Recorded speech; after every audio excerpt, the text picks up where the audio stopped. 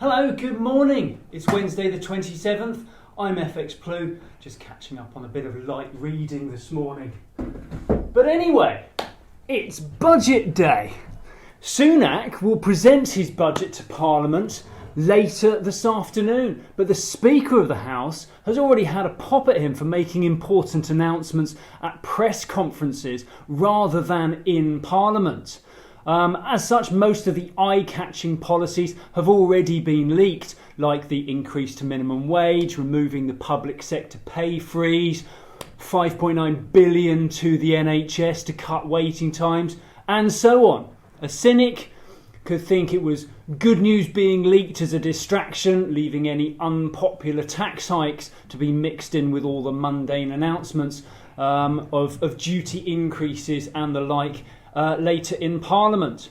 Overall, though, the budget is expected to kick off the long march to a more skills-based economy.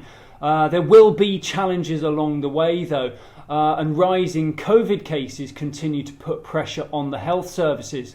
Rates of infection are at levels that we've not seen since last March, as the government reaction seems to be entirely focused on that booster jab and crossing their fingers.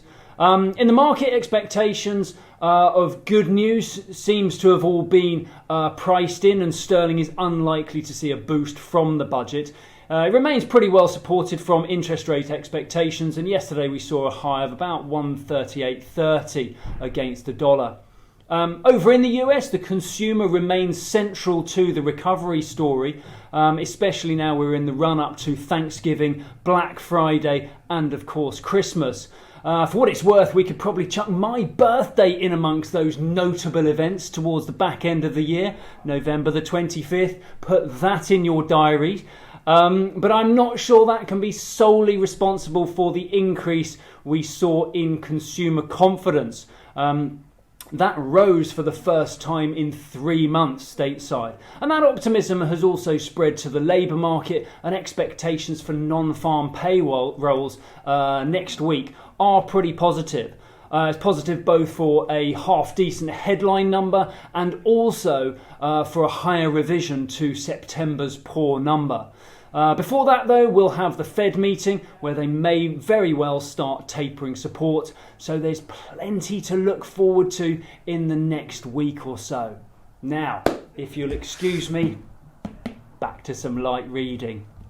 If you do not have a clue, then just tweet through and ask FX Blue.